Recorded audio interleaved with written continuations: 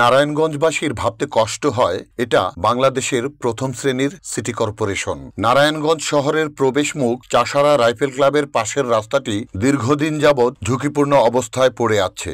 বড় বড় খানাখন্দে ভরপুর এই রাস্তাটুকু একটু বৃষ্টি হলেই রূপ নেয় মরণ ফাঁদে। ভাবতে লজ্জা হয়, সামান্য একটু রাস্তা মেরামত করার সামর্থ্য বা প্রয়াস নারায়ণগঞ্জ সিটি কর্পোরেশন, জেলা প্রশাসন বা সড়ক ও জনপথ বিভাগের নেই। অথচ সাধারণ মানুষের কাছ থেকে হোল্ডিং ট্যাক্স, ভুতুরে বিদ্যুৎ, গ্যাস, পানির বিল, ক্রমবর্ধমান কমার্শিয়াল ট্যাক্স, রোড ট্যাক্স আদায় করতে বেশ পটু।